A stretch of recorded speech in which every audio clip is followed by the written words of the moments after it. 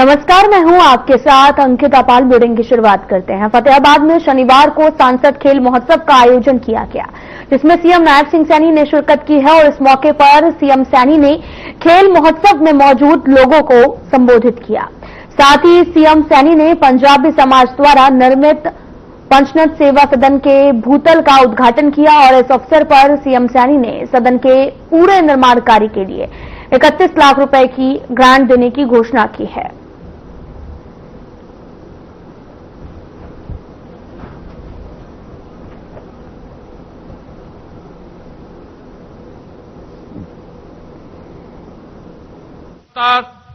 पिछले दिनों से, पिछले 3 महीने से इस सांसद लोक खेल स्पर्धा में आप भाग ले रहे हैं।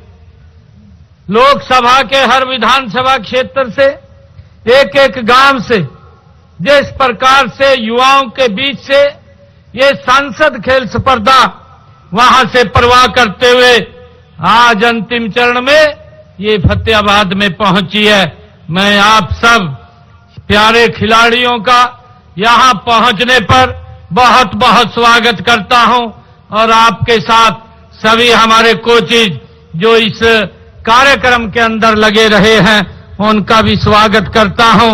सभी जिला प्रशासन के हमारे अधिकारीगण, साथियों, आज इस सांसद खेल महोत्सव के समापन अवसर पर आप सबके बीच आकर के मुझे भी बहुत गर्व महसूस हो रहा है, हर्ष की अनुभूति हो रही है। मैं इन प्रतियोगिताओं के जीतने वाले हमारे खिलाड़ियों को भी मैं हार्दिक बधाई और शुभकामनाएं देता हूं। साथ ही इन प्रतियोगिताओं में भाग लेने वाले हमारे हर खिलाड़ी की मैं सराहना भी करता हूं। आप सबने मिलकर के प्रतियोगिता को सफल बनाने का काम किया है। आप सबको बहुत बहुत शुभकामनाएं और बधाई मैं देता हूं। सभी युवा साथियों, हम सब जानते हैं कि यह आयोजन देश के यशस्वी प्रधानमंत्री आदरणीय नरेंद्र मोदी जी के उस विजन का परिणाम है जिसका उद्देश्य खेलों को जन आंदोलन बनाना है। साथियों, मुझे खुशी है कि इसमें भारी संख्या में हमारे खिलाड़ियों ने भाग लिया है। इसमें सिरसा लोकसभा क्षेत्र के देश के टॉप 10 लोकसभा क्षेत्रों में ये शामिल भी हो गया है। इसके लिए मैं विशेष तौर से अपने राज्यसभा के सांसद सुभाष बराला जी और उनकी पूरी टीम को मैं बहुत बहुत बधाई और शुभकामनाएं देता हूं। साथियों, यह सांसद खेल महोत्सव मात्र एक खेल प्रतियोगिता नहीं है, यह एक स्वस्थ उत्सव भी है। साथियों, यह हमारे खेलो इंडिया और फिट इंडिया अभियान को जमीनी स्तर पर बल देने का एक कार्य भी है। इसका ध्येय स्पष्ट है कि फिट युवा फॉर विकसित भारत। आदरणीय प्रधानमंत्री जी ने जो संकल्प लिया है कि हमने 2047 तक ये विकसित भारत बनाना है, उस विकसित भारत में हमारे युवाओं की महत्वपूर्ण भूमिका होगी। जब हमारा युवा फिट होगा तो भारत भी हिट होगा, ये विकास की गति के ऊपर आगे बढ़ेगा। साथियों, कई बार इंसान के अंदर हुनर होने के बाद भी अवसर न मिलने से वह कामयाबी की सीढ़ी नहीं चढ़ सकता। इस बात को समझते हुए देश के यशस्वी प्रधानमंत्री आदरणीय नरेंद्र मोदी जी ने सांसद खेल स्पर्धा ये करवाने का ये आह्वान किया है। साथियों, ग्रामीण प्रतिभाओं को खेल से जोड़ने की यह केंद्र सरकार की अनोखी ये आदरणीय प्रधानमंत्री जी की पहल है। साथियों, सांसद खेल स्पर्धा का उद्देश्य स्थानीय खेलों को बढ़ावा देना और युवाओं को एक बेहतर मंच प्रदान करना है। इस प्रकार के आयोजन से न केवल आपकी खेल में रुचि बढ़ती है, बल्कि राज्य, राष्ट्रीय, अंतर्राष्ट्रीय स्तर पर भी खेलने के लिए आपको प्रोत्साहन मिलता है। साथियों, यह प्रोत्साहन भविष्य में पदक जीतने में आपकी मदद करेगा, ये मुझे पूरा विश्वास है। साथियों, खेलों में हरियाणा की बात होती है तो हमारा सीना गर्व से चौड़ा होता है और हरियाणा खिलाड़ियों की ये खान है। जहां पर जो भी खेल हमारे होते हैं, हम सब ये देखते हैं कि यह हमारे युवाओं की जो मजबूत इच्छा शक्ति है, उनकी कड़ी मेहनत का ये नतीजा है।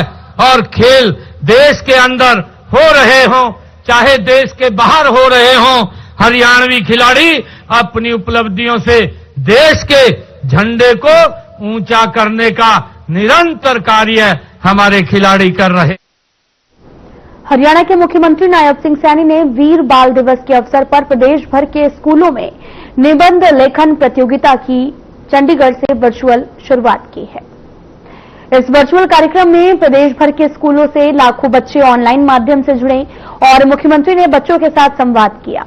इस अवसर पर उन्होंने बाबा जोरावर सिंह और बाबा फतेह सिंह को नमन किया। और साथ ही आपको बताते हैं कि सुनेंगे और जानेंगे उतने ही आप अपने लक्ष्य के प्रति स्पष्ट और दृढ़ निश्चयी होंगे।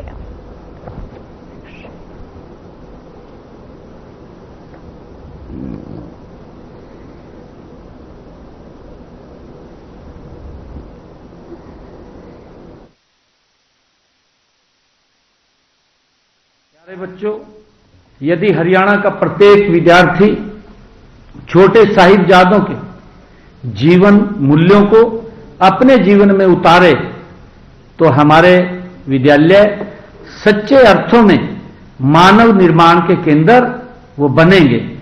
इसके लिए बड़े बड़े काम करने की आवश्यकता नहीं है। हम विद्यार्थियों को प्रतिदिन छोटे छोटे कदम उठाने के लिए हमें प्रेरित होना पड़ेगा। हम उनको प्रेरित करें, जैसे कि सहपाठियों की मदद करना और जैसे विद्यालय प्रांगण को स्वच्छ रखना और शिक्षकों का सम्मान करना। मैं सभी बच्चों से आग्रह करूंगा कि कमजोर विद्यार्थियों को सहयोग देना, सदैव सत्य बोलना, बुराई के विरुद्ध आवाज को उठाना तथा यहां भी समझाएं कि अच्छा इंसान बनना ही सबसे बड़ी हम सब की उपलब्धि होता है। प्यारे बच्चों, इस अवसर पर मैं शिक्षा विभाग के सभी अधिकारियों व शिक्षकों का आभार प्रकट करता हूं कि उन्होंने कार्यक्रमों का आयोजन जो किया है, जहां विद्यार्थी निबंध लेखन के माध्यम से अपने मन की भावनाएं व्यक्त कर सकेंगे। क्योंकि जो ये प्रतियोगिता के अंदर निबंध प्रतियोगिता आज इसका शुभारंभ हो रहा है, हम अपने जो मन के उद्गार हैं, हमारे मन में जो एक साहिबजादों के प्रति हमारी श्रद्धा है, उसको हम इन निबंध लेखकों के माध्यम से इसमें हम लिखेंगे। ये प्रतियोगिताएं बच्चों को अपनी विरासत से भी जोड़ेंगी। हमारे जो संस्कृति, हमारे संस्कार हैं, उसको भी ये बच्चे हमें नजदीक लाएंगे और उन्हें अपने इतिहास पर गर्व का मौका भी मिलेगा। क्योंकि हम सब जानते हैं कि जो इतिहास को हम याद रखते हैं तो हमारी बहुत सारी कठिनाइयां वो दूर होती हैं। अगर हम इतिहास को भूलते हैं तो वो उस प्रकार की समस्याएं, दिक्कतें दोबारा फिर बड़े रूप लेकर के हमारे सामने खड़ी हो सकती हैं। तो हमें अपने इतिहास पर गर्व करने का भी ये अवसर इसके माध्यम से मिलेगा। प्यारे बच्चों, मैं आप सबसे ये कहना चाहूंगा कि इस प्रतियोगिता के लिए हमने पुरस्कार राशि भी बच्चों के लिए निर्धारित की है, जिसमें हमारे बच्चे राज्य स्तर पर जो प्रथम आएंगे और उनको हमने 21,000 रुपया इनाम देने का निर्णय हमने किया है। और जो बच्चे राज्य स्तर पर द्वितीय स्थान प्राप्त करेंगे उनको 11,000 रुपये देने का निर्णय हमने किया है। और इसी प्रकार अगर तृतीय स्थान के ऊपर आएंगे तो उनको हमने 5100 रुपये निबंध लेखन प्रतियोगिता, जैसा अभी हमारे बच्चों ने हिंदी, अंग्रेजी और संस्कृत, पंजाबी भाषा के लिए उन्होंने अपने यहाँ पर वक्तव्य दिया है। उन इतिहास के बारे में हमारे जो साहिबजादे हैं, उन साहिबजादों के जीवन के बारे में उन्होंने बताया है। ऐसे जो पूरे प्रदेश के अंदर फर्स्ट, सेकंड और थर्ड बच्चे आएंगे, उनको इनाम भी दिया जाएगा। और इसके अलावा जो हमने आज जिला स्तर का ये पोर्टल लॉन्च किया है, इस पोर्टल के ऊपर भी जो हमारे बच्चे जिला स्तर के ऊपर प्रथम, द्वितीय और तृतीय स्थान प्राप्त करेंगे, ऐसे बच्चों को भी हम 3100 रुपये की राशि वो उपलब्ध कराएंगे। और राज्य स्तर का विजेता जिला स्तर पर पुरस्कार राशि प्राप्त नहीं करेगा, इसका भी हमने निर्णय किया है। प्यारे बच्चों, आइए हम छोटे साहिबजादों की शहादत को याद करके हम स्वयं को यह संकल्पित करें कि हम ऐसा भारत बनाएंगे जहां हर बच्चा सच्चा, मेहनती और देशभक्त बने। ये संकल्प हमने लेना है। हम सब मिलकर के अपने बच्चों के लिए ऐसी शिक्षा और संस्कार दें कि वे आने वाले समय में देश के सच्चे रक्षक बन सकें। प्यारे बच्चों, आने वाला जो भारत है वो भारत, क्योंकि आदरणीय प्रधानमंत्री जी जो 2047 का विकसित राष्ट्र की बात करते हैं, उस विकसित राष्ट्र में हम सब की बड़ी भूमिका है। आप सब इस निबंध प्रतियोगिता में आज से अलग अलग स्कूलों में हमारे सभी बच्चे इसमें भाग लेंगे। मैं आप सबके उज्जवल भविष्य की कामना करता हुआ आप सबको बहुत बहुत बधाई और शुभकामनाएं देता हूं।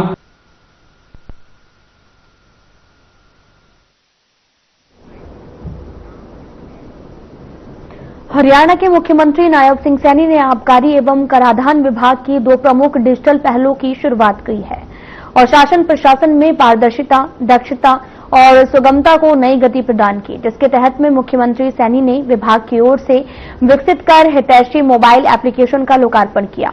साथ ही आपको बताते चले कि इन डिजिटल पहलों का उद्देश्य विभागीय प्रक्रियाओं को पूरी तरीके से तकनीक आधारित बनाना है, सेवाओं को समयबद्ध तरीके से आमजन तक पहुंचाना है और राजस्व प्रबंधन को अधिक सुदृढ़ करना है। साथ ही ये ऐप आम नागरिकों को जीएसटी चोरी की जानकारी सरल और गोपनीय तरीके से देने की सुविधा भी प्रदान करता है।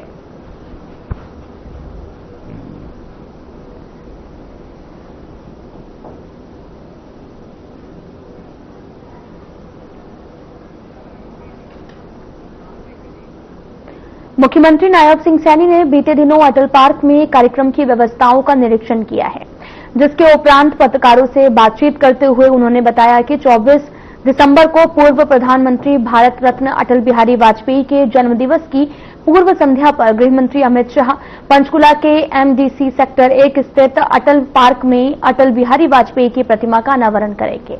इसके अलावा वे पंचकुला में आयोजित अन्य कार्यक्रमों में भी शिरकत करेंगे। साथ ही उन्होंने बताया कि अटल जी की धातु से बनी 41 फीट ऊंची प्रतिमा का अनावरण करने के बाद अमित शाह अटल पार्क में ही आयोजित विशाल रक्तदान शिविर का उद्घाटन करेंगे। इसके साथ ही वे आपको बताते चले कि प्रदेश बीजेपी कार्यालय पंचकमल में लगाई गई प्रदर्शनी का अवलोकन करेंगे। प्रतिमा का उद्घाटन करेंगे, एग्जीबिशन अटल जी की शुरू होगी और यहाँ पर एक ब्लड डोनेशन कैंप वो भी लगेगा। और उसके बाद क्योंकि 25 और 26 को अटल जी की जयंती है और 26 को वीर बाल दिवस। वीर बाल दिवस के अवसर पर भी आदरणीय अमित शाह जी एक अलग कार्यक्रम में रहने वाले हैं, हम उसको ऑर्गेनाइज कर रहे हैं। इन कार्यक्रमों को लेकर के आज यहाँ पर अटल पार्क में निरीक्षण करने के लिए मैं आया था और व्यवस्थाओं को देखने के लिए मैं आया था। अटल जी के प्रतिमा का अनावरण होगा, उसको लेकर के हमने आज निरीक्षण फिलहाल यहां रुकते हैं एक छोटे से ब्रेक के लिए।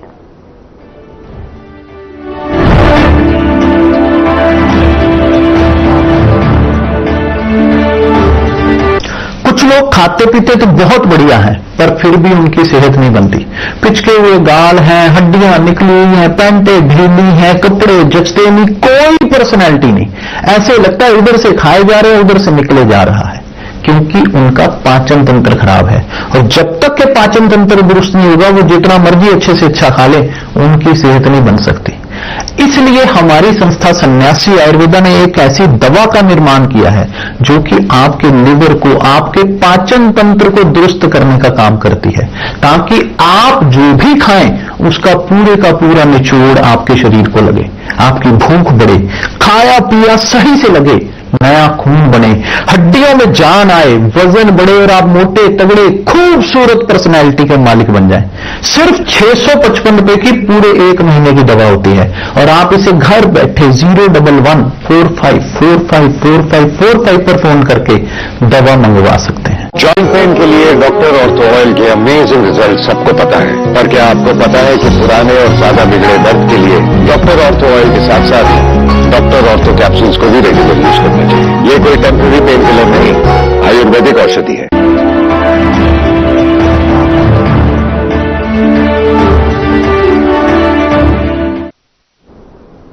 ब्रेक के बाद स्वागत है, आप सभी का रुख करते हैं खबरों की तरफ। हरियाणा विधानसभा विंटर सेक्शन के लिए बिजनेस एडवाइजरी कमेटी बीएसी गठित कर दी गई है। इसको लेकर विधानसभा सचिवालय की ओर से नोटिफिकेशन भी जारी किया गया है और कमेटी में स्पीकर हरविंद्र कल्याण को पदेन अध्यक्ष बनाया गया है।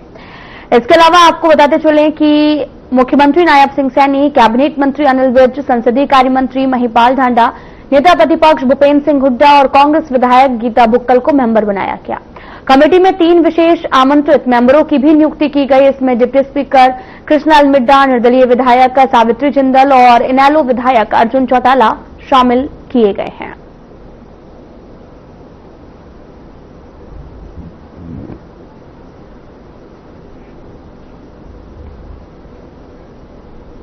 रेवाड़ी जिले में केंद्रीय राज्य मंत्री राव इंद्रजीत ने 1650 करोड़ रुपए की लागत से बनने वाले निर्माणाधीन अखिल भारतीय आयुर्विज्ञान संस्थान का निरीक्षण किया। इस दौरान उन्होंने जानकारी दी कि मार्च 2024 में माजरा भालकी एम्स में ओपीडी सेवाएं शुरू की जाएंगी। जुलाई अगस्त में पहले बैच की एमबीबीएस कक्षाएं भी शुरू हो सकेंगी और मंत्री ने यह भी बताया कि जनवरी 2026 से फैकल्टी रिक्रूटमेंट प्रक्रिया शुरू होगी।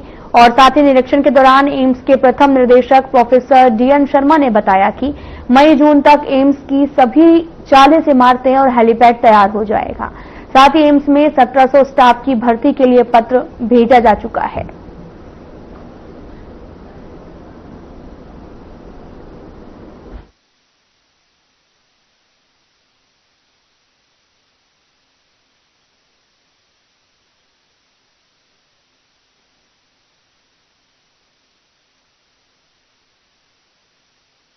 माजरा एम्स आए हैं ये देखने के लिए कि कितनी स्पीड से काम चल रहा है। लोगों की आशा है कि ओपीडी तुरंत शुरू किया जाए, लेकिन जैसे कि आपको मालूम है सरकारी कामों में थोड़ा थोड़ा बहुत विलंब हो जाता है। तो अब इन्होंने जो डेट निश्चित करी थी और मेरे को बताई थी आज से 4 महीना पहले, वो थी मार्च, और अभी भी उसी डेट के ऊपर कायम है। तो मैं उम्मीद करता हूं कि ओपीडी शुरू हो जाएगी मार्च तक, और उसके बाद जो और बाकी सुविधाएं हैं उसके अंदर जितना टाइम लगेगा सो लगेगा, लेकिन काम अच्छी तौर के ऊपर ठीक ढंग से चल रहा है।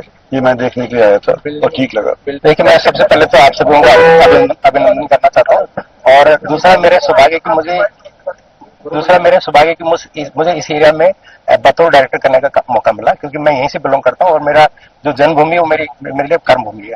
तो मैं आप लोगों को निराश नहीं करूंगा। जो कमिटमेंट है और जो मुझे जिम्मा मिला है, स्वास्थ्य मंत्रालय ने मुझे दिया कि आप सब लोगों को स्वास्थ्य का जिम्मा मुझे दिया है और मैं उसको सरिक से रखूंगा।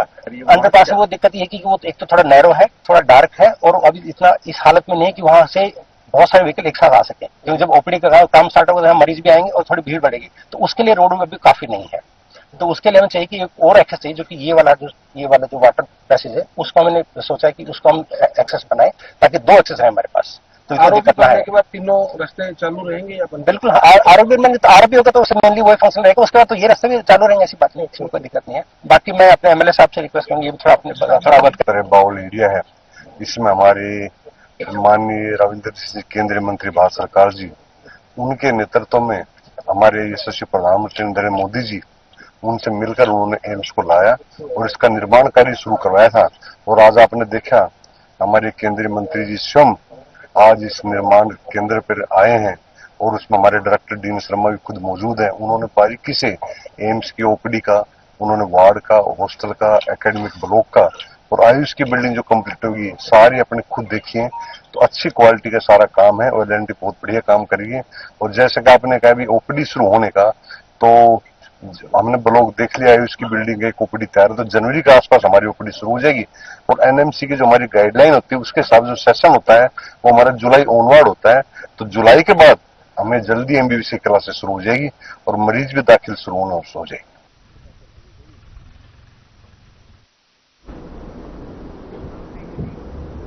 हरियाणा सरकार ने समालखा की मार्केट कमेटी के नए अध्यक्ष के रूप में विनय जैन और उपाध्यक्ष के रूप में सतबीर शर्मा को चुना, जिसके तहत नई अनाज मंडी में शपथ ग्रहण समारोह का आयोजन किया गया, जिसमें विधायक मनमोहन सिंह बढ़ाना ने मुख्य अतिथि के तौर पर शिरकत की है। साथ ही इस मौके पर पानीपत नगर निगम मेयर कोमल सैनी और बीजेपी जिला अध्यक्ष दुष्यंत भट्ट भी उपस्थित रहे। साथ ही आपको बताते चलें कि समारोह में कार्यकर्ताओं ने नए पदाधिकारियों का फूल माला पहनाकर स्वागत किया और वहीं इस अवसर पर विधायक बढ़ाना की मौजूदगी में विनय जैन और सतबीर शर्मा को शपथ दिलाई गई, जहां समारोह में नवनियुक्त पदाधिकारियों ने मुख्यमंत्री नायब सिंह सैनी और बीजेपी पार्टी का आभार व्यक्त करते हुए किसानों और आढ़तियों की भलाई के लिए पूरी जिम्मेदारी से कार्य करने का संकल्प लिया है।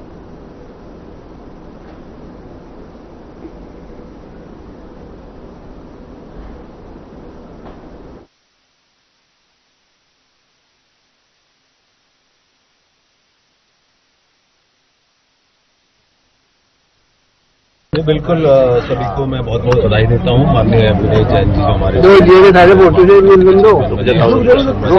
उसके बाद आज इनका शपथ ग्रहण समारोह था, तो यहाँ पर सभी लोगों का बहुत बहुत धन्यवाद दिए कि काफी राम राम जी, और यही उम्मीद करते हुए कि भाई ये मार्केट कमेटी में नए आयाम जो है सेट करेंगे, एक नई दिशा देंगे और तरीके से अच्छा काम करके दिखाएंगे। यही उन्हें शुभकामनाएं देता हूँ। आते ही मुझे बीच में कम से कम 4-5 जगह रोक लिया जाता है और आप जानते हैं जहाँ इतना मान सम्मान और प्यार मिल रहा होता है तो उसमें हमें ये नहीं देखा जाता कि भाई कहाँ पे किस तरह से पहुँचना है। आते आते ही उसमें समय लगा। 2 बजे का समय था, मैं 2:15 बजे पहुँच गया था। इतनी कोई नियम की बात नहीं है और ना मेरी कोई ऐसी आदत है। बढ़ाना का और पार्टी का धन्यवाद करना चाहते हैं। सबसे पहले जिन्होंने हमारे पर विश्वास जताया और हम जमीन से जुड़े हुए मजदूर, किसान और व्यापारी सभी की समस्या को जानते हैं और उनका बेखूबी अच्छे से सोच समझ कर उनको न्याय दिलाया जाएगा। सभी का तालमेल अच्छा में बना के जो कमियां को पूरी करना है। सरकार से भी हम जो खामियां हैं उन खामियों को पूरा करवाएंगे, उनको हम अवगत कराएंगे। जैसे इस चीज का सरकार को नहीं पता उसको हम अपने उस पर अवगत कराएंगे और सरकार द्वारा सहयोग लेके हम सभी मजदूर और किसान भाइयों का सभी समस्याओं का निवारण करेंगे।